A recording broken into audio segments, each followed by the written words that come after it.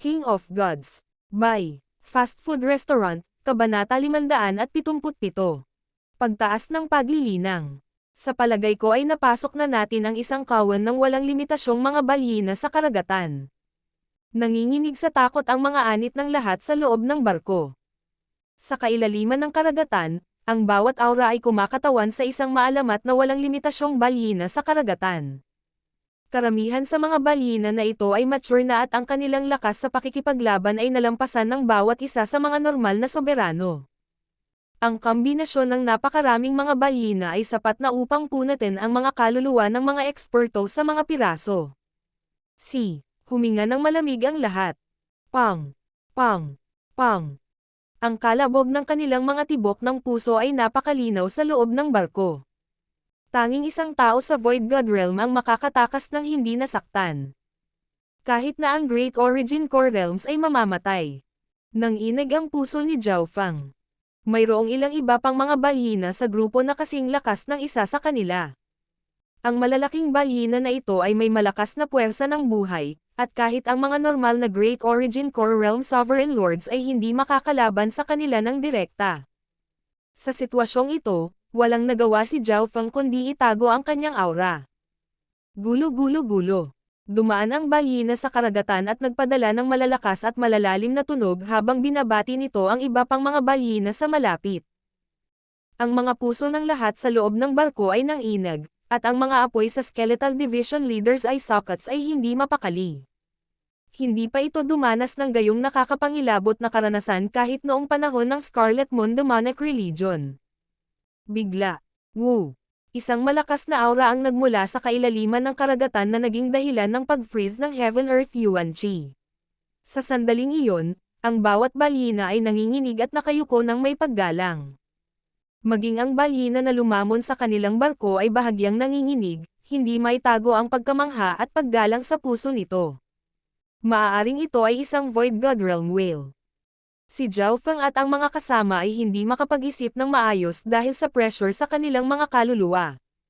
Minsang naramdaman ni Zhao Fang ang aura ng isang Void God Realm sa Purple Saint Ruins, ngunit ang aura na ito ay mas malinaw. Ang aura na ito ay malamang na isang walang limitasyong Ocean Whale King. Nanginig ang katawan ni Lulan Jishui, at gumugol siya ng maraming enerhiya para lang magsalita. Walang limitasyong Ocean Whale King. Ang Heaven-Earth Yuan Chi at ang agos ng karagatan ay nagyelo saglit. Ang katawan ng hari ng balyena ay berde, at mayroon itong mga halamang tumutubo sa ibabaw ng katawan nito. Casual na binuksan ng Whale King ang kanyang mga mata at iniskan ang paligid nito, na naglabas ng isang napakagandang aura. Ang walang limitasyong Ocean Whale King ay tiyak na nakarating sa Void God Realm. Bilang isang hayop ng karagatan, ang laki nito ay napakalaki. Ito ay dapat na isang mas mataas na anyo ng buhay. Maging ang kaluluwa ni Zhao Fang ay pinigilan. Sa puntong ito ng oras, lahat ay hindi makahinga. Hindi sila nang ahas na gamitin ang kanilang spiritual sense, at maging ang kanilang mga iniisip ay pinigilan. Gayunpaman, naramdaman nilang lahat ang hari ng balyena. Shua! Ang mga mata ng hari ng balyena ay nag-scan sa grupo ng mga balyena, at ang paningin nito ay dumaong sa balyena na naglalaman ng Zhao Fang at kasama niya sa loob ng ilang sandali. Hindi maganda. Nararamdaman ng lahat sa loob ng barko ang titig ng hari ng balyena. Lalong lumakas ang pressure sa kanilang mga kaluluwa, at parang madudurog sila anumang sandali. Pang! Pang! Pang! Pang! Bumilis ang puso ng lahat at halos lumundag sa kanilang mga lalamunan. Gayunpaman, saglit lang nanatili sa kanila ang tingin ng Whale King bago tumalikod. Ho! Ang lahat sa loob ng barko ay nagpakawala ng mahabang hininga. Plop! Plop! Ang isang pares ng mga mandaragat ay nahulog sa lupa, at ang likod ni Zhao Fang ay basang-basa sa malamig na pawis. Wala silang pagkakataon laban sa isang Void God Realm King. Naramdaman na tayo ng haring balyena na iyon, ngunit wala itong nagawa. Napaisip si Zhao Fang. Ang lahat sa loob ng barko ay malinaw na naramdaman ang titig mula sa hari ng balyena, ngunit wala itong nagawa. Mukhang wala talaga itong pakialam sa kanila. Marahil ang mga tao sa loob ng isang balyena ay hindi isang bihirang tanawin. Nakuha ko. Ginawa ng Skeletal Division Leader ang lahat para mapanatili ang kalmado nito. Ang hari ng balyena ay masyadong nakakahiya para mang-abala sa atin. Sa mata nito, langgam lang tayo. Nang marinig iyon, napabuntong hininga ang lahat at napuno ng saya. Ang hari ng balyena ay isa sa pinakamalakas na nilalang sa walang limitasyong karagatan. Sa mga mata nito, maging ang mga soberano ay mga langgam. Higit pa rito, si Zhao Feng at ang kumpanya ay nilamon na ng isa sa mga nasasakupan nito. Habang sila ay puno ng saya, hindi rin nila maiwasang makaramdam ng pait at lungkot. Kailan pa sila naging masaya sa pagiging mahina? Kung si Zhao Feng at ang kumpanya ay nasa mataas na lugar, maaaring mahuli nila ang atensyon ng hari ng balyena, at maaaring magiba ang sitwasyon. Gulo-gulo-gulo. Lumangoy ang balyena na sinasakyan nila at nakahanap ng matutuluyan. Habang natutulog ang balyena, tumaas talaga ang asido sa halip na bumaba, tinatakan ang Blue Lightning Sea Sky Ship sa tiyan nito. Naghinala si Zhao Feng na ang kaharian ng asid na ito ang ruta ng pagtunaw ng balyena. Makalipas ang isang oras, mahimbing na nakatulog ang balyena, at nawala ang malakas na aura sa harapan. Kadalasan, natutulog ang walang limitasyong mga balyena sa karagatan. Lalabas lang sila at maghahanap ng makakain kapag nagising na sila. Paliwanag ni Lulan Jishui nang medyo gumaan ang pakiramdam niya. Natahimik ang grupo. Ang barko ay maaaring tumagal lamang ng 2 o 3 buwan ng higit pa. Pagkatapos nito, ang barko ay matutunaw. Kapitan, ano ang dapat nating gawin? Nagsalita si Lulan Jishui pagkaraan ng mahabang panahon. Maghintay, sabi ni Zhao Feng. Kahit na may kakayahan silang tumakas, hindi sila maglalakas loob na gawin iyon. Bukod sa napapaligiran ng isang sangkawan ng walang limitasyong mga balyena sa karagatan, mayroon ding haring balyena ng Void God Realm. Kaya naman, mas mabuting wala na lang. Higit pa rito, ang lakas ng labanan ng balyena na kumain sa kanila ay hindi talaga isang bagay na maaari nilang labanan sa simula. Sa loob ng cabin ng kapitan. Ang aking cultivation ay umabot sa pinakamataas na True Lord rank. Ang nakatagong kapaligiran na ito ay mas angkop para sa paglilinang. Dahan-daang ipinikit ni Zhao Feng ang kanyang mga mata. Ang pagpasok sa Ancient Dream Realm ay lubhang kapaki-pakinabang sa kanya, at ang kanyang bloodline at katawan ay lumakas. Maging ang kanyang source of true spirit at ang lilang kidlat ay naging mas dalisay. Sa mga tuntunin ng mental na enerhiya at katawan, si Zhao Feng ay maihahambing sa isang soberano. Siyempre, may distansya pa rin sa pagitan ng bone strengthening technique ng Skeletal Division Leader at ng sarili niyang katawan. Sa ganoong sitwasyon, ang cultivation ni Zhao Feng ay tataas ng napakabilis. Sa paglipas ng panahon, papasok si Zhao Feng sa Ancient Dream Realm bawat ilang araw at sisipsip ng aura mula rito. Sa kasalukuyan, maaari siyang tumagal ng 9 na paghinga sa loob. Iyon ang kanyang kasalukuyang limitasyon. Sa tuwing babalik siya, sisikapin ni Zhao Feng na sumipsip ng maraming aura hanggat kaya niya. Meow-meow. Hinigop ng munting pas ang magnanakaw ang bakas ng aura na lumabas. Hindi alam ni Zhao Feng, kung hindi dahil sa maliit na pas ang magnanakaw na sumisipsip ng aura na lumabas sa kanyang katawan, maaaring maistorbo ang hari ng balyena. Ang munting pas ang magnanakaw ay sumisipsip sa bawat huling bit ng sinaunang aura, at sa tuwing gagawin nito, bahagyang manginig ang linya ng dugo ng munting magnanakaw na pusa. Gayunpaman, ang bloodline ng maliit na magnanakaw na pusa ay kakaiba at napakabagal na bumuti. Kahit si Zhao Feng ay hindi ito naintindihan. Sa wakas, pagkatapos ng 1 buwan ng paglilinang, isang malaking aura ang lumabas sa barko. Peak True Lord Rank. Pinigilan ni Zhao Feng ang kanyang aura na kumalat kung saan-saan. Sa sandaling ito, ang kalidad at laki ng kanyang pinagmumulan ng tunay na espiritu ay umabot na sa limitasyon. Ang Peak True Lord Rank ay ang limitasyon ng 3 Heavens of the True Spirit Realm. Nakalusot si Kapitan. Ang lahat ng mga mandaragat ay may naramdaman. Sa kabutihang palad, ang Blue Lightning Sea Sky Ship mismo ay may kakayahang harangin ang mga pandama, at ang balyena ay nakatulog din ng napakalalim, kaya hindi ito nakakaramdam ng anumang kaguluhan mula sa mga maliliit na pantik na ito. Peak True Lord Rank. Ito pa lang ang unang hakbang. Hindi tumigil si Zhao Feng sa paglilinang. Sa nakalipas na buwan, 5 o 6 na beses na siyang pumasok sa Ancient Dream Realm, at mas lumakas ang kanyang katawan at bloodline. Kahit nakaka-rating lang niya sa Peak True Lord rank, napakatatag ng kanyang pundasyon. Ang kanyang kaluluwa, katawan, at layunin ay umabot na sa isang soberano. Nasa kanya pa nga ang tanging bagay na kulang sa kanya, Heaven Earth Yuan Chi. Nag-imbak siya ng maraming primal crystal stones sa kanyang interspatial ring, pati na rin ang iba't ibang mapagkukunan na nauugnay sa wind at lightning. Makalipas ang kalahating buwan, ang source of true spirit ni Zhao Fang ay naging mas malagkit, at ang azure na kulay ay napalitan ng mas maraming kulay purple. Higit pa rito, ang kanyang liquefied source of true spirit ay nagiging mas solid. Ang source of true spirit ni Zhao Fang ay nagsimulang maging higit na isang origin core. Ang origin core ay ang core ng sovereign, na nag-imbak ng lahat ng kanilang kapangyarihan, at ang kanilang true force ay magiging true yuan. Ang origin cores at true yuan ay parehong nalampasan ang sources of true spirit at true force. Siyempre, ang kalahating hakbang na origin core realm ay nangangahulugang kalahating hakbang na true yuan. Sa isang kisap mata, isa pang kalahating buwan ang lumipas.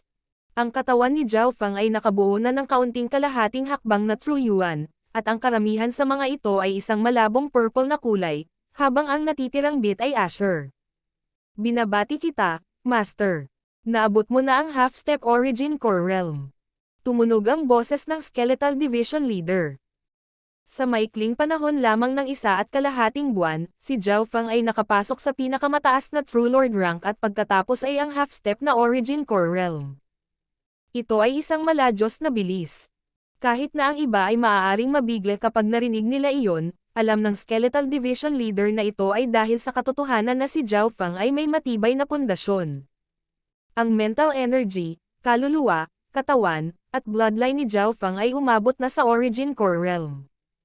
Ang tanging nakakaladkad sa kanya pababa ay ang kanyang paglilinang.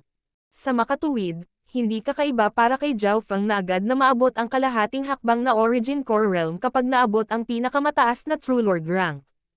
Matapos maabot ang kalahating hakbang na Origin Core Realm, hindi pa rin huminto si Zhao Fang.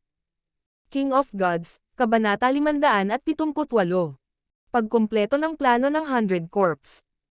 Mula nang maabot ni Zhao Fang ang kalahating hakbang na Origin Core Realm, ang kalahating hakbang na True Yuan ay ginawa ng kanyang Source of True Spirit at pagkatapos ay dahan-daang nagko-convert sa True Yuan. Ang Source of True Spirit sa loob ng katawan ni Zhao Fang ay sobrang malagkit, at nagsisimula na itong tumigas. Sa sandaling ang Source of True Spirit ay ganap na pinatibay at nabuo ang Origin Core, ang kapangyarihan at lakas ng isang tao ay tataas ng husto. Gayunpaman, ang pagbabagong ito ay isang mahabang proseso. Sa tuwing nililinis ang kalahating hakbang na True Yuan ng isang tao, nagre-resulta ito sa isang maliit na tagumpay. Ito ang kinakailangan para sa pagtaas ng layunin ng enerhiya ng kaisipan at estado ng pag-iral. Kung ang antas ng enerhiya ng isip o estado ng pag-iral ng isang tao ay hindi sapat na mataas, ang proseso ng conversion ay magiging lubhang mabagal at maaaring umabot pa sa isang bottleneck.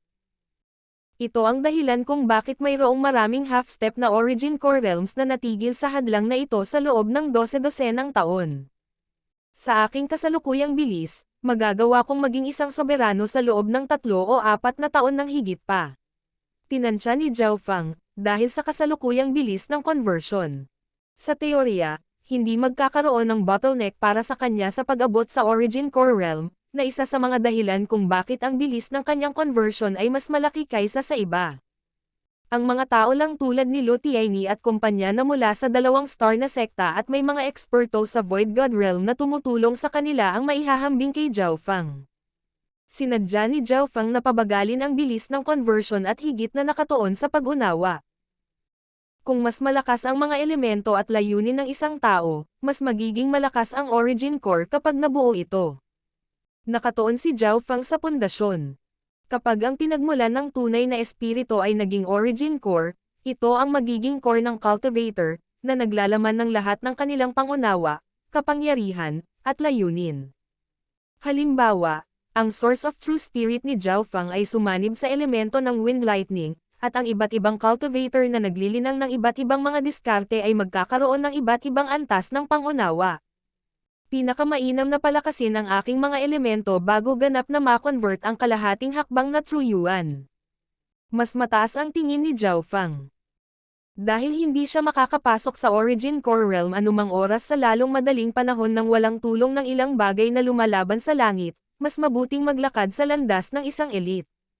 Sa loob ng kanyang isip, pinagsama ni Zhao Fang ang kanyang kamalayan sa Wind Lightning Stone Tablet at nagsimulang maunawaan ang Purple Destruction Wind Lightning. Mabilis na lumipas ang oras at lumipas ang isang buwan. Mas naunawaan ni Zhao Fang ang Purple Destruction Wind Lightning. Naintindihan niya ang 20 hanggang 30% nito. Sa katotohanan, mula nang umalis siya sa Purple Saint Ruan sa unang pagkakataon, ang pangunahing pinagtutuunan niya ay ang pamana ng Wind Lightning Emperor. Sa sandaling ito, ang Source of True Spirit ni Zhao Fang ay nalinis, at mayroon itong aura ng pagkasira sa loob. Dahan-dahan niyang ibinuka ang kanyang palad at ang isang kidlat ng hangin at kidlat ay nabuo ang isang Blade of Purple Destruction, na naglalaman ng isang siksik at purong aura ng pagkasira. Shua!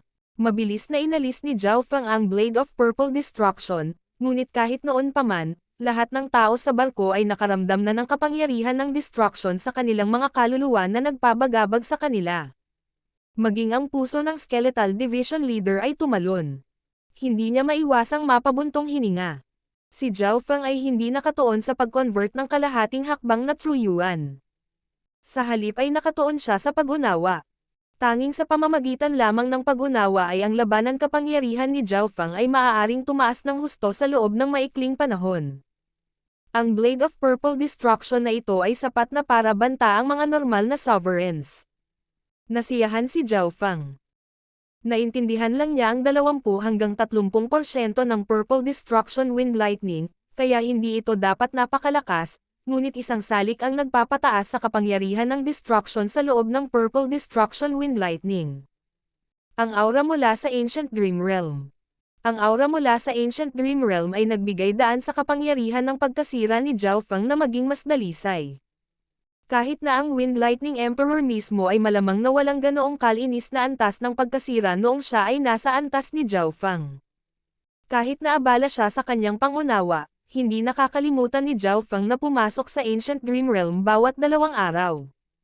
Ang aura mula sa Ancient Dream Realm ay ang pinakamalaking tulong ni Zhao Fang sa pagpapalakas ng kanyang katawan at bloodline. Ang kanyang bloodline ay 2 beses na kasing dalisay at makapangyarihan kaysa noong siya ay nasa Purple Saint Ruins. Ang aura mula sa Ancient Dream Realm ay nagbigay daan sa bloodline ng isang tao na magbalik sa ninuno nito. Siyempre, ang epekto ay hindi walang limitasyon. Nang ang kanyang bloodline at katawan ay umabot sa isang tiyak na antas, ang epekto ng Ancient Dream Realm ay naging mas maliit at mas maliit. Upang ipagpatuloy ang bilis na ito, kailangan niyang sumipsip ng mas maraming aura mula sa Ancient Dream Realm. Leader ng Skeletal Division. Pinagsama ni Zhao Fang ang kanyang kamalayan sa 10,000 Ghost Pearl at siniyasat ang progreso ng 100 Corpse Plan. Master, kumpleto na ang plano ng 100 Corpse. Ang boses ng Skeletal Division Leader ay naglalaman ng pagmamataas. Ang plano ng 100 Corpse ay sarili nitong mungkahi, at ngayon ay natapos na nito ang plano. Ang plano ng 100 Corpse. Kumpleto na. Hindi mapigilan ni Zhao Fang ang saya sa kanyang puso. Sa loob ng 10,000 Ghost Pearl, 100 sinumpaang Ghost Corpses ang nakatayong magkatabi, at lahat sila ay nasa pinakamataas na True Lord rank. Sa wakas ay kumpleto na. Nagpakawala ng mahabang hininga si Zhao Fang. Gumastos siya ng napakalaking mapagkukunan upang makumplito ang 100 Corpse Plan, kahit na karamihan sa mga mapagkukunang iyon ay nagmula sa Purple Saint Ruins. Masasabing, kung wala ang Forbidden Ground of 100 Graves, Purple Saint Ruins, o ang Skeletal Division Leader, hindi makukumpleto ang 100 Corpse Plan. Ang lahat ay umasa sa kapalaran. Ngayong kumpleto na ang 100 Corpse Plan, magiging mas malakas ang kapangyarihan ng Ghost Corpse First Array. Ang Skeletal Division Leader ay mas nasasabik kaysa kay Zhao Fang. Sa loob ng 10,000 Ghost Pearl, naroon ang 2 maitim na pilak na makamandag na bangkay ng multo bukod sa daang sinumpaang bangkay ng multo. Ang dalawang Dark Silver Ghost Corps na ito ay nanatili sa 10,000 Ghost Pearls sa loob ng mahabang panahon, at naabot na nila ang Half-Step Origin Core Realm. Mapapalakas ba ng aura mula sa Ancient Dream Realm ang mga Ghost Corpses? Biglang naisip ni Zhao Fang, ngunit ang kaisipang ito ay nawala kaagad. Maaari lamang siyang manatili sa Ancient Dream Realm nang wala pang 10 paghinga, at wala pa siyang sapat para sa kanyang sarili. Pagkalipas ng 3 araw, naiintindihan ni Zhao Fang ang kapangyarihan ng kanyang bloodline at ng Ice Imperial Spear. Gu! Ang Blue Lightning Sky Ship ay biglang nagsimulang manginig. Ano ang nangyayari? Lahat ng nasa loob ng barko ay hindi makatayo. Gu! Gu! Nagising ang balyina at dahan-dahang lumalangoy. Kapitan, ang balyina ay natulog sa loob ng 2 buwan at dapat ay naghahanap ng makakain ngayon. Sabi ni Lulan Jishui, at ang mga mata ng lahat ay kumikinang sa pag-asa. Sa wakas nagising na ang malaking lalaki na ito. Isang ngiti ang ipinakita ni Zhao Fang, at ang mabigat na bigat ay tila naalis sa kanya. Ang dahilan kung bakit siya legal-inang sa lahat ng oras na ito ay ang maghintay sa sandaling ito. Tulad ng inaasahan, ang lahat ay napunta sa plano habang ang balyina ay lumabas upang maghanap ng pagkain. Kung mananatili ang balyina sa kawan, gaano man kalakas si Zhao Fang, hindi siya maglalakas loob na gumawa ng anuman. Ang sangkawan ay naglalaman ng higit sa 100 walang limitasyong mga balyina sa karagatan at isang hari ng balyina sa Void God Realm. Ang pagsisikap na gawin ang anumang bagay sa sitwasyong iyon ay kapareho ng paghahanap ng kamatayan. Ito na ang ating huling pagkakataon habang ang balyina ay nangangaso. Huminga ng malalim si Zhao Fang. Ang walang limitasyong mga balyina sa karagatan ay matutulog ng mahabang panahon pagkatapos bumalik mula sa pangangaso, at ang Blue Lightning Sky Ship ay hindi na makakatagal pa. Gulo-gulo. Ang walang limitasyong balyina sa karagatan ay nagsimulang sumingil sa kailaliman ng karagatan. Sa laki, ang balyina na ito ay umabot ng 10 milya. Isa ito sa malalaking hayop sa karagatan. Sa pagharap sa huling pagkakataong ito, ginawa ni Zhao Fang ang lahat at pansamantalang inalis ang paghihigpit sa kanyang God Spiritual Eye upang makita ang sitwasyon sa labas. Aalis na ang balyina sa grupo. Bumilis ang tibok ng puso ni Zhao Fang. Ang higanting kawan ng walang limitasyong mga balyina sa karagatan ay malinaw na walang masyadong biktima sa malapit, sa makatuwid ang mga balyina ay dapat maglakbay ng mas malayo. 1,000 milya, 5,000 milya, 10,000 milya. Matapos ang walang limitasyong balyina sa karagatan ay lumayo ng palayo, sa wakas ay nagsimula itong kumain pagkatapos maglakbay ng humigit kumulang 20,000 milya. Oras na, nagsimulang bumilis ang tibok ng puso ni Zhao Fang. Shua. Ipinatawag niya ang Skeletal Division Leader. Master, anong plano mo? Susuko na ba tayo sa mga mandaragat na ito at puwersahang lumayas? Iminungkahi ng Skeletal Division Leader, ngunit bahagyang umiling si Zhao Fang. Ang puwersahang pagsira ay isang kakilakilabot na plano. Ang lakas panlaban ng balyina na ito ay mas malaki pa kaysa kay Lord Wu Suo at sa 8 Desolate Sovereign Lord. Maging ang Void Space Eye / ni Zhao Fang ay hindi ito mabantaan. Kung sumuko sila sa barko, hindi sila garantisadong mananatiling hindi masasaktan. Magsisimula tayo dito. Ngumiti si Zhao Fang at pinalaganap ang kanyang bloodline power para maging aktibo ang Ice Imperial Spear, na naglabas ng aura ng yelo at tubig. Boy! Isang alon ng tubig ang umagos sa paligid ni Zhao Fang at tumagos mula sa tuktok ng barko. Napapalibutan pa rin ng malagkit na asid ang barko, at kahit ang normal na Origin Core Realms ay hindi makaligtas ng higit sa ilang paghinga. Gayunpaman, magkaiba si Zhao Fang at ang Skeletal Division Leader. Ang Skeletal Division Leader ay nagsanay sa pagpapalakas ng buto at ang depensa nito ay lubhang nababanat sa pagguho. Sa kabilang banda, ang katawan ni Zhao Fang ay umabot na sa antas ng isang sovereign at ang kanyang water bloodline ay dalubhasa sa pagbawi. Boy! Sa deck, si Zhao Fang at ang Skeletal Division Leader ay parehong pumasok sa malagkit na likido. Gagamitin na sana ng huli ang 9 Deadly Yin Bone nito at pilit na gagawa ng landas palabas, ngunit pinigilan ito ni Zhao Fang. From water to ice. Ginamit ni Zhao Fang ang kapangyarihan ng Ice Imperial Spear sa loob ng kanyang katawan. Whoosh! Agad na tinakpan ng isang layer ng liwanag ang barko at umabot sa ilang dosenang yarda. Lahat sa loob ng 100 yarda ng barko ay nagyelo. Ang lugar sa paligid ng barko ay selyado na ngayon. Magandang ideya. Hindi napigil ang mapabulalas ng Skeletal Division Leader.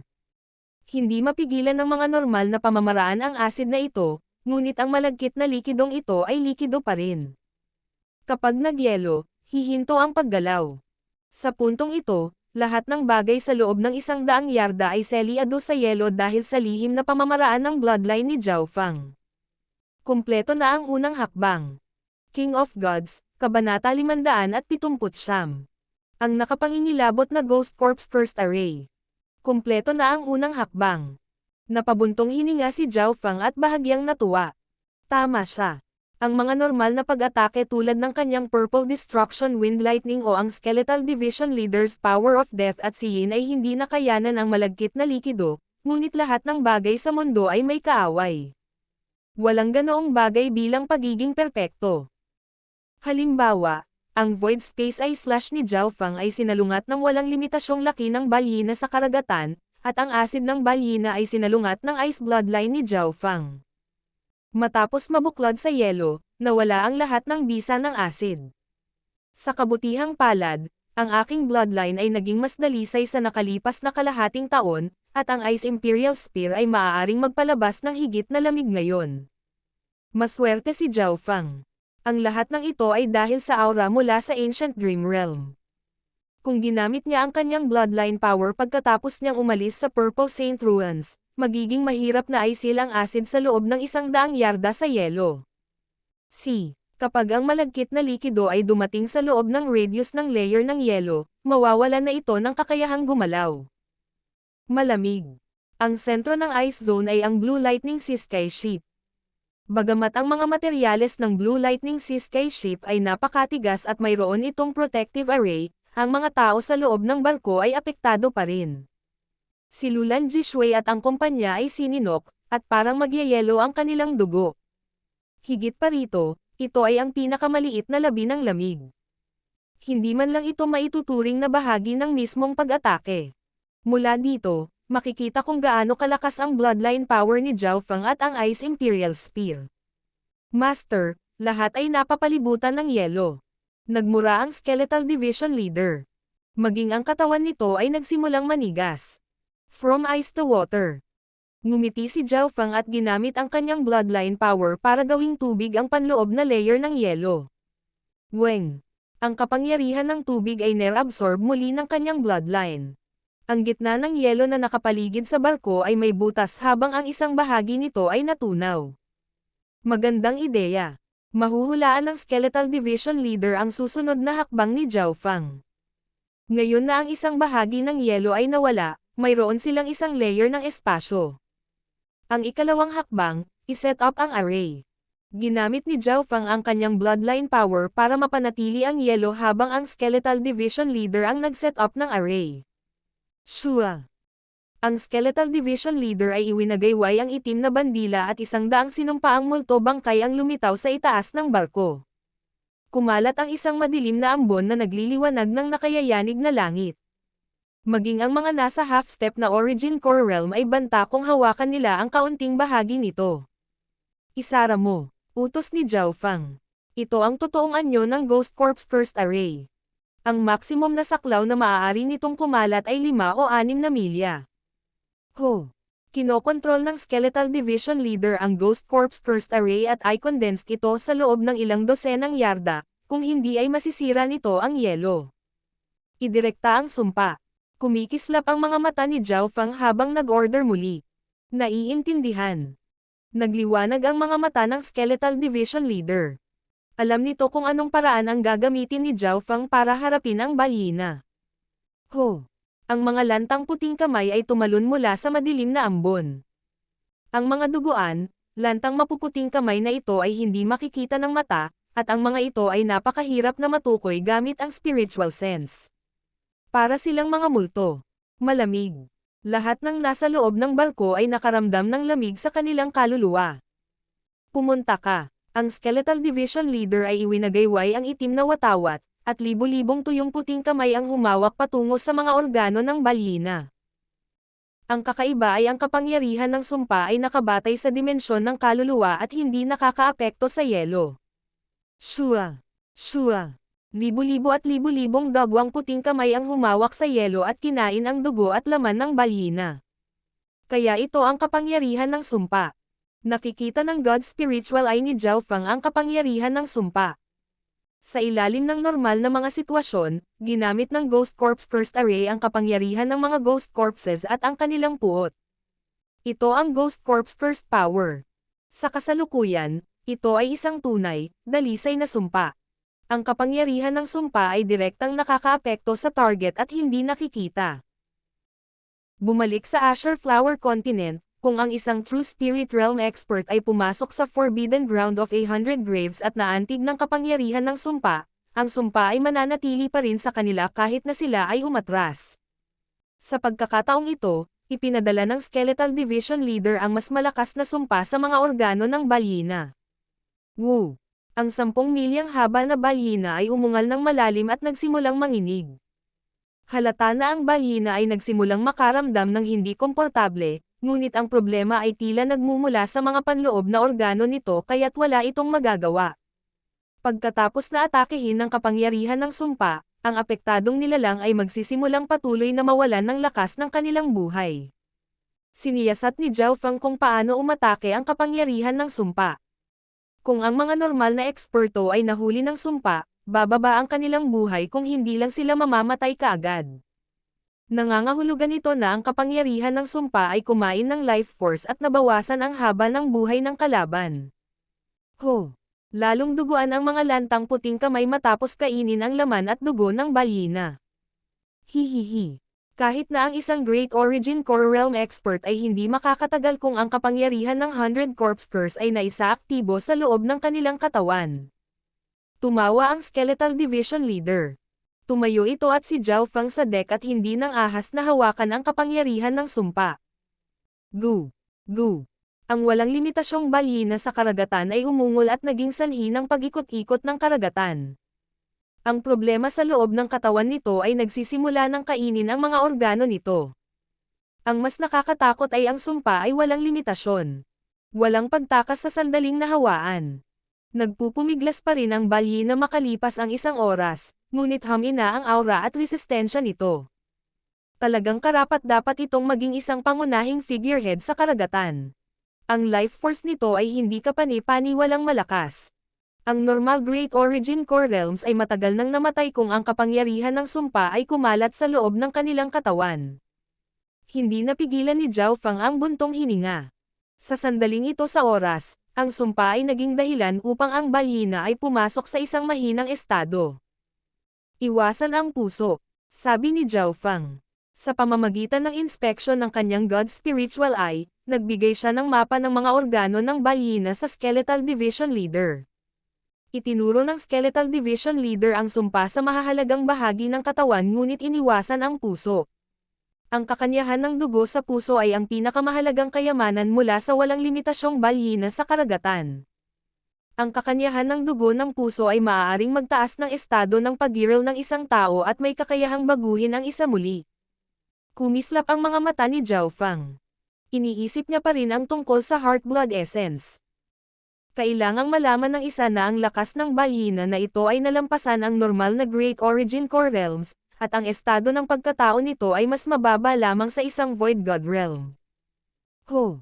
Ang kapangyarihan ng sumpa ay patuloy na bumababa sa enerhiya at kaluluwa ng balyena, at naramdaman ni Zhao Feng na ang katawan ng balyena ay nagsisimula ng matuyo habang ang buhay nito ay hinihigop. Boom! Bam! Nagpaikot-ikot ang balyena sa karagatan at paminsan-minsan ay lumalabas sa ibabaw. Dahil sa problema nito, nabaliw ito. Makalipas ang kalahating araw, ang walang limitasyong balyena sa karagatan ay nahihirapan pa rin, ngunit ang aura nito ay mas mahina kaysa dati. Master, masyadong malaki ang katawan ng balyen. Ang isang normal na Great Origin Core Realm ay maaaring namatay ng 12-dosenang beses na. Ang pagpatay dito ay malamang na tumagal pa ng ilang araw. Sabi ng Skeletal Division Leader, at nagsalubong ang mga kilay ni Zhao Feng. Natakot siya na mas maraming walang limitasyong mga balyina sa karagatan ang maakit, ngunit sa kabutihang palad, ang balyina ay nabaliw at nawalan ng direksyon. Sa walang limitasyong karagatan. So, isang kulay abong barko na anyong piteng ang tumawid sa karagatan. Walang limitasyong balyina sa karagatan. Napakalaki ng isang ito. Ito ay malamang na hindi isang normal na walang limitasyong balyina sa karagatan. 12 ng mga figure ang lumitaw sa barko. Bawat isa sa mga figure na ito ay may aura na uhaw sa dugo, at ang pinuno ay isang masamang mukhang lalaki sa pilak na nakatingin sa balyina ng hindi sigurado. Ang balyina na ito ay halos 10 milya ang haba. Marahil ay hindi na natin kayang punan ang mga puwang sa mga ngipin nito. Tiningnan ito ng mga pirata ng may takot at paggalang. Ang aura mula sa halimaw na ito ay sapat na para manginig ang mga puso ng mga normal na sovereign. May mali. Ang balyina ay tila nagkaroon ng sakit at mahinang nahihirapan. Ininspeksyon ito ng pinuno gamit ang kanyang spiritual sense at nakitang may mali. Pagkatapos mag-inspeksyon ng ilang sandali, umatras. Utos ng lalaking naka-silver. Bagamat nagkaroon siya ng cultivation ng Origin Core Realm, wala siyang laban sa isang hayop sa antas na ito. Hindi niya magagawang lapitan ang balyina sa kanyang lakas, at ang isang pitik ng balyina ay maaaring patayin silang lahat. So, hindi nagtagal ay umalis ang barkong pirata sa kinaroroonan ng balyina. Boom! Bam! Ang walang limitasyong balyina sa karagatan ay nakipaglaban, ngunit ang aura nito ay bumababa. Makalipas ang kalahating araw, dumaan ang isa pang grupo ng mga eksperto at negosyante, ngunit nakaiwas sila sa balyina nang makita nila ito. Sa kalaunan. So, isang malakas na aura ang sumilay sa kalangitan at naging dahilan ng pag-ikot-ikot ng Heaven-Earth Yuan Chi. Basag. Itinulak ang ambon sa harap ng napakagandang puwersang ito. Ang langit ng walang limitasyong karagatan ay nakulayan ng madilim na berdeng kulay. Great Origin Core Realm. Parehong naramdaman ito ni Zhao Feng at ng Skeletal Division Leader sa loob ng katawan ng balyina. Ilang paghinga mamaya. Shua. Isang matanda na may kasamang lalaki at babae ang bumaba sa lugar. Walang limitasyong balyina sa karagatan. Ang mga mata ng matanda ay kumikinang habang lumalakas ang kanyang aura. Walang limitasyong balyina sa karagatan. Kaya isa ito sa mga maalamat na hayop sa karagatan. Ang lalaki at babae ay nasa pagitan ng edad na 20-30. Ang lalaki ay gwapo habang ang babae ay maganda. Bagamat pareho silang mula sa nakababatang henerasyon, pareho silang nakaabot sa True Lord rank. Ito ay 1 in 8,000 chance. Ang estado ng pag-iral ng balyina na ito ay malapit sa Void God Realm at kahit na ang mga normal na Great Origin Core Realm Sovereign Lords ay hindi nito katugma, ngunit tila ito ay nasugatan. Ito ay nawalan ng maraming puwersa ng buhay at naging mas mahina. Nagningning ang mga mata ng matanda. King of Gods, Kabanata 580. Hukayin. Asensya ng dugo sa puso. Nagliwanag ang mga mata ng pares ng mga kabataan, at ang gwapong lalaki ay labis na nasasabik dahil tila narinig na niya ang mga alamat noon. Mukhang ang kakanyahan ng dugo ng puso ay may kakayahang baguhin ang isa muli. Kung ang isang tao ay naliligo dito, ito ay nagpapataas ng estado ng pag-iral at pundasyon. Tama iyan. Ang matanda na nakasuot ng plain shirt ay tumango. Ang dugo ay kapaki-pakinabang kahit para sa mga soberano. Kung makakaligaw kayong dalawa sa Heart Blood Essence, masisiguro kung magkakaroon kayo ng katawan at estado na katumbas ng Half-Step Origin Core Realm, at ang mga pagkakataong makapasok sa Origin Core Realm ay maging mas mataas. Nang marinig iyon, tuwang-tuwa ang dalawa. Ang cultivation ng dalawa ay nasa early stage at late stage ng True Lord rank. Sino ang nakakaalam kung gaano katagal bago sila makapasok sa half-step na Origin Core Realm, lalo na sa Origin Core Realm? Masasabing ang asensya ng dugo ng puso ng isang walang limitasyong balyina sa karagatan ay maaaring magbago ng potensyal ng isang tao. Higit pa rito, ito ay isang pangmatagalang benepisyo ng walang anumang downsides, hindi tulad ng mga table task o iba pang mapagkukunan na mag-iiwan ng mga nakatagong komplikasyon. Higit pa rito, ang estado ng pagkakaroon ng balyina na ito ay hindi normal. Malamang mas mababa lang ito sa maalamat na walang limitasyong Ocean Whale King. Bulong ng matanda sa nakanormal na damit. Ang kakanyahan ng dugo sa puso ng balyina na ito ay malalampasan ang iba pang mga balyina. Kung patuloy kong gagamitin ang dugong ito, itutulak nito ang aking katawan at estado ng pag-iral patungo sa Void God Realm. Bagamat hindi nito madaragdagan ang pagkakataon kong makapasok sa Void God Realm, at least magkakaroon ako ng mas matibay na pundasyon. Bumilis ang tibok ng puso ng matanda, walang sino man ang hindi masasabik kung magkakaroon sila ng pagkakataong mapataas ang kanilang estado ng pagkatao. Hindi maraming tao sa ibaba ng Void God Realm ang makakalaban sa asensya ng dugo ng puso. Third Elder, gaano kakitiwalang kaya mong patayin ang balyina na ito? Tanong ng magandang babae. Hihihi. Magpahinga ka. Ang walang limitasyong balyina sa karagatan na ito ay napakahina sa ngayon at malamang na mayroon lamang 20 hanggang 30% ng buong lakas ng labanan ang natitira. Bukod pa riyan, kasing laki ng bulwagan ang puso nito, na sapat na para sa inyong dalawa. Maaari ko itong bawiin at dagdagan ang lakas ng angkan. Nakangiting may kumpiyansa ang matanda. Pagkasabi nito, nagpadala siya ng palad na tumutulak patungo sa balyina. Ang kapaligiran sa loob ng 12-dosenang milya ay nagbago sa harap ng isang Great Origin Core Realm. Boom! Isang madilim na berdeng palmlight ang tumama sa ulo ng balyina. Simbolo ng Mystic Sky Dark Energy. Ang figure ng isang palad ay namuo sa hangin at nagsimulang lumaki. Ang mas hindi kapanipaniwala, ang Mystic Sky Dark Energy symbol ay dahan-daang lumulubog sa ulo ng walang limitasyong balyina sa karagatan. Woo! Ang walang limitasyong balyina sa karagatan ay umungal at nagpupumiglas habang nagpapakita ito ng masakit na ekspresyon. Sa sandaling ito sa oras, 80 hanggang 70% ng mga organo nito ay naapektuhan ng kapangyarihan ng sumpa, at ito ay nasa huling hininga nito. Hahaha. Mas mahina pa sa inaakala ko. Tumawa ang matanda habang umiiwas sa isang alon na nalikha mula sa pag-flip ng balyina. Sa kasagsagan nito, ang balyina ay maaaring lumikha ng buong tsunami na may isang pitik at malubhang makapinsala sa normal na Origin Core Realms. Sa loob ng katawan ng balyina. Master, may Great Origin Core Realm Sovereign Lord sa labas. Nag-aalala ang Skeletal Division Leader. Ramdam nilang lahat kung gaano kalakas ang Great Origin Core Realm. Ginamit ni Zhao Fang ang Void Space Eye / para piliting ibalik si Lord Wusuo, na nagdadala ng panganib sa kanyang sarili sa proseso. Mula sa layunin ng Great Origin Core Realm na ito, ang isang ito ay tila mas malakas pa kaysa kay Lord Wusuo. Hihihi, habang pinipigilan ng Great Origin Core Realm na iyon ang balyina, ito ang perpektong pagkakataon na kunin ang asensya ng dugo ng puso.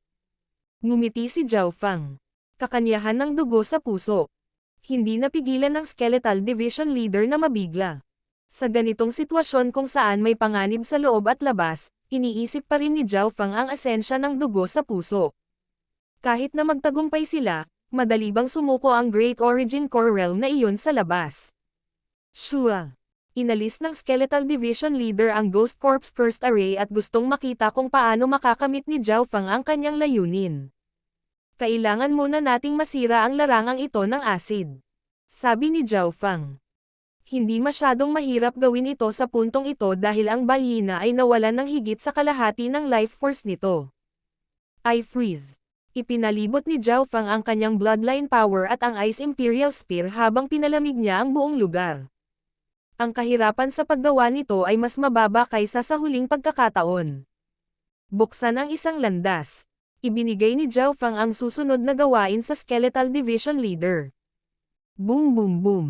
Walang ekspresyong ginamit ng Skeletal Division Leader ang Phantom ng 9 Deadly Yin Bone at gumawa ng tunnel sa pamamagitan ng paulit-ulit na pagtulak ng armas. Ang proseso ng paglikha ng tunnel ay mas madali kaysa sa inaasahan, higit sa lahat dahil sa ang katunayan na, pagkatapos na ang balyina ay nawala ang karamihan sa kanyang life force, ang acid ay nawala ang karamihan sa kanyang kapangyarihan. Higit pa rito, ginamit ni Zhao Fang ang kanyang bloodline power para gawing solid ang malagkit na likido, na nagpapahintulot sa Skeletal Division Leader na madaling makagawa ng tunnel. Noong nagtatrabaho ang dalawa, ginawa nila ang lahat para itago ang kanilang aura sakaling maalarma ang Great Origin Core Realm sa labas. Sa kabutihang palad, Ang katawan ng balyena ay napakalaki at nagsisilbing hadlang, kaya natakpan ang kaguluhan sa loob. Tara na, inutusan ni Zhao Feng si Lulan Jishui. Naiintindihan. Pinamahalaan ni Lulan Jishui at ng kumpanya ang barko at itinuro ito sa tunnel patungo sa labasan. Kumaliwa, pagkatapos ay pakanan. Sinuri na ng God Spiritual Eye ni Zhao Feng ang istruktura sa loob ng katawan ng balyena. Ilang sandali pa, ang barko ay sumasara sa puso. Pang! Pang! Pang! Pang! Ang tunog ng tibok ng puso ay nagdulot ng malaking presyon, at ang mga mandaragat ay nadama na hindi makahinga. Kung hindi dahil sa katotohanang napakahina ng balyena, hindi maglalakas loob si Zhao Feng na pumunta sa puso nito habang ito ay nabubuhay. Kung ang balyena ay nasa tuktok nito, ang kalabog mula sa puso nito ay maaaring maging sanhi ng normal na mga sovereign na sumabog. Ang puso ng balyena ay kasing laki ng isang maliit na palasyo, at ito ay kumikinang na asul at pula. Paano natin dapat pangalagaan ang gayong malaking puso? Kakaiba ang ekspresyon ng Skeletal Division Leader. Natahimik sandali si Zhao Feng bago siya nagpasya na gamitin ang lumang paraan. I freeze. Ikinaway ni Zhao Feng ang kanyang kamay at isang malamig na hugis lotus na liwanag ang kumalat sa puso. Gayunpaman, ang puso ng balyena ay napakalaki at hindi maaaring ganap na magyelo kaagad. Tama na ito. Tumanggaw si Zhao Feng. Ang half-frozen ay sapat na. Sa katunayan, kung ito ay ganap na nagyelo, ang balyena ay mamamatay, na hindi maganda para sa kasalukuyang sitwasyon. May naramdaman ang matanda sa labas na umaatake. Ang paglaban ng balyena ay biglang naging mas maliit. Kapitan, ano ang dapat nating gawin? Hindi naintindihan ni Lulan Jishui at ng kumpanya. Sa kasalukuyan, ang puso ng balyena ay kalahating nagyelo, at ang pagyanig ng katawan nito ay mas mahina. Walang emosyong sinabi ni Zhao Feng ang isang salita, hukayin. Meow meow. Pagkasabi niya noon ay tumalon ang munting pas ang magnanakaw gamit ang pala. Basag. Basag. Itinulak ng munting pas ang magnanakaw ang pala sa puso at nagsimulang maghukay. Halos lumuwa ang mata ng lahat. Nagulat din ang Skeletal Division Leader, ngunit sa pag-iisip tungkol dito, hindi ito ang eksaktong unang pagkakataon na ginawa ito ni Zhao Feng at ng maliit na magnanakaw na pusa. Lahat, magtrabaho na. Inilagay ni Zhao Feng ang isang kamay niya, na kumikinang na may simbolo ng Ice Lotus, sa puso.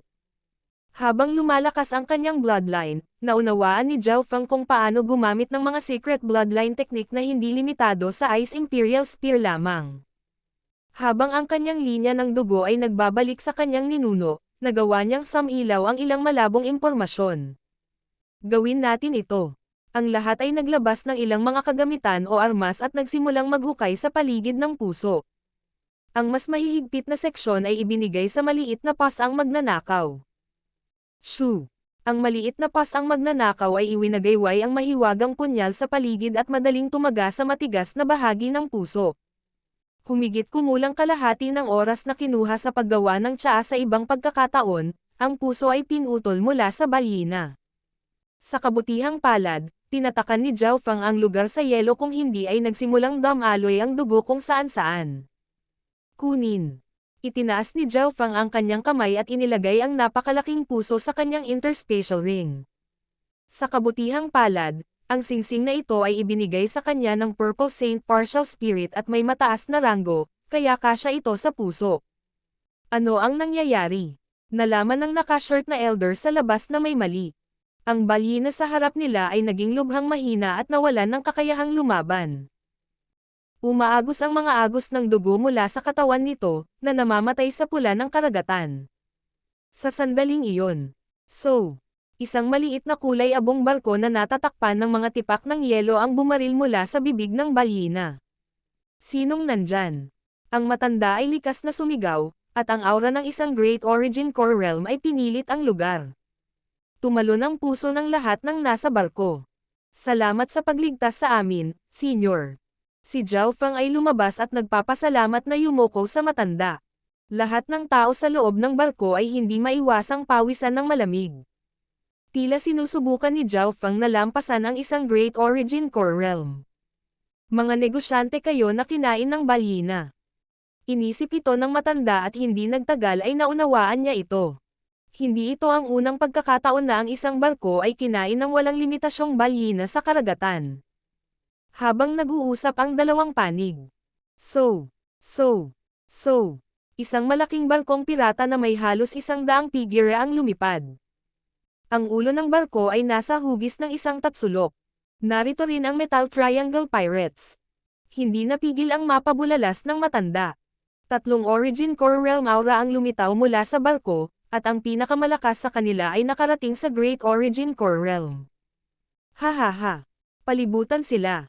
Isang mapagmataas, nakakaalog-dagat na tawa ang nagmula sa barko.